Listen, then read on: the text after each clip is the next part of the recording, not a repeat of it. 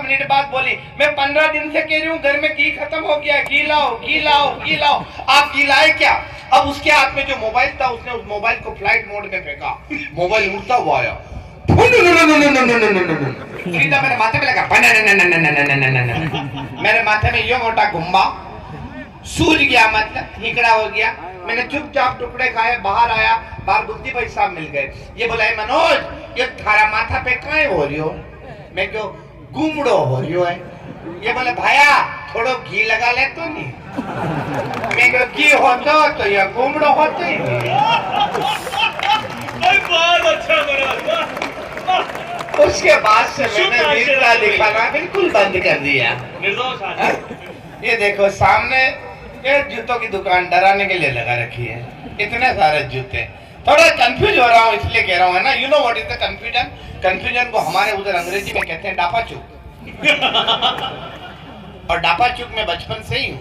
बचपन में मेरी माँ कहती थी मेरा शेर बेटा, मेरा पापा कहते उल्लू का पट्टा, गुरुजी कहते गधा है साला, दोस्त क्या क्या कहते मैं आपको यहाँ बता नहीं सकता।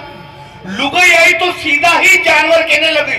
अब मैं कंफ्यूज डापा चुप हो गया, यार मैं मना को टांडा हूँ। मैं भाई साहब के पास गया, मैं भाई साहब आप बताओ मैं जानवर हूँ या इंसान हूँ? ये बोला, शक्ल से तो मुझे भी पता नहीं चल रहा लाला।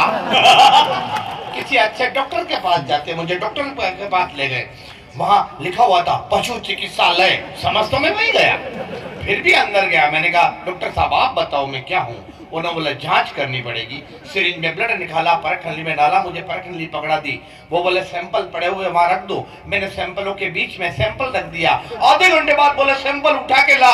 अब मैं बचपन से कंफ्यूज डापा चूक, न जाने कौन सा सैंपल उठाकर लाया, डॉक्टर साहब के हाथ में थमाया। डॉक्टर साहब ने जांच रिपोर्ट बनाई, उसमें आया आप ऊँटनी हो और 3 महीने से गर्भवती हो। मेरा दिमाग खराब हो गया। मैं फिर भाई साहब के पास गया, मैं किसी अच्छे पंडित को दिखाते हैं। मैं पंडित जी के पास गया, पंडित जी ने कहा तेरी कुंडली ला।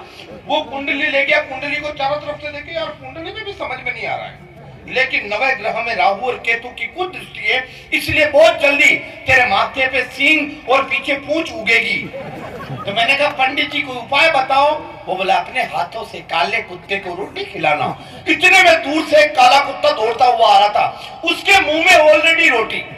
वो आया, जंप लगाई, रोटी मेरे मुंह में ठूस दी, गा।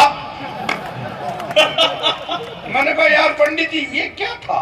तो पंडित जी बोले लाला यूं लग रहा है इस कुत्ते को भी किसी पंडित ने यही उपाय बताया।